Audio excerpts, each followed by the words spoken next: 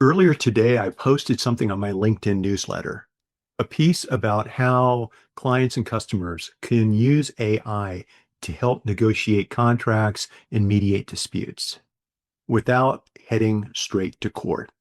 Now, what I didn't share is what inspired me to write the article. Late last week, a client reached out. One of their customers was refusing to pay an invoice. Now, it wasn't a huge amount, but it was enough to make it sting. Tensions were high, communications had broken down, and frustrations were rising on both sides. Instead of jumping into litigation, which would cost both sides more than the invoice itself, I suggested something different. A short AI-guided mediation.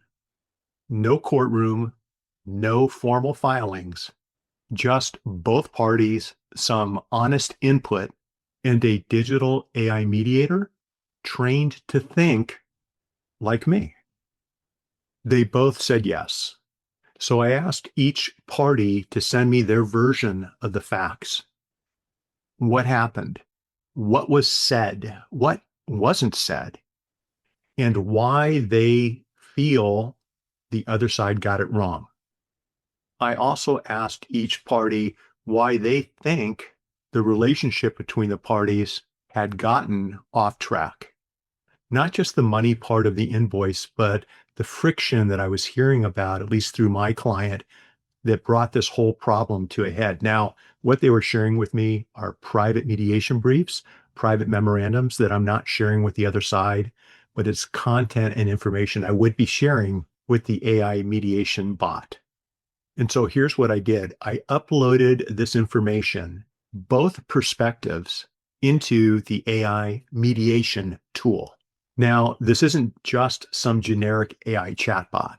It's built with a mediation prompt that I designed, one that mirrors how I think when I mediate disputes on Zoom, one that takes 30 plus years of experience as a litigator, as a trial lawyer, as a mediator, into the decision-making process, into the settlement proposal process, with the intent of helping the parties resolve this dispute.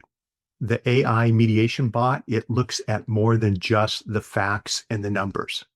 It considers tone, patterns, market realities, reputational risk, and human behavior. All the messy stuff that shows up in real-life conflict resolution. And here's the cool part. Next, in just a couple of seconds, it gave me a summary. It broke down the facts.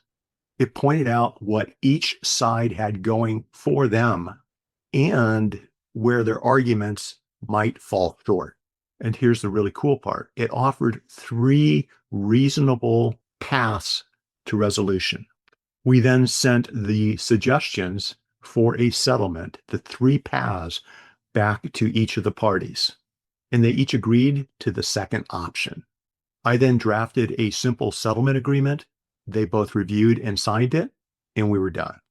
No court, no written discovery, and no 5-figure legal bills. Just a smart use of time and a willingness to try something new. Now, here's the thing. AI did not replace the human component of having a lawyer oversee the settlement process. It supported it.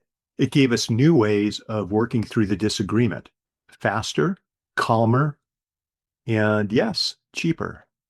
Now, I don't think this process is about replacing lawyers. I'm a big fan of lawyers. I'm a lawyer. My daughter's a lawyer. I met my wife in law school. She's a lawyer. I think we add a lot of value to society.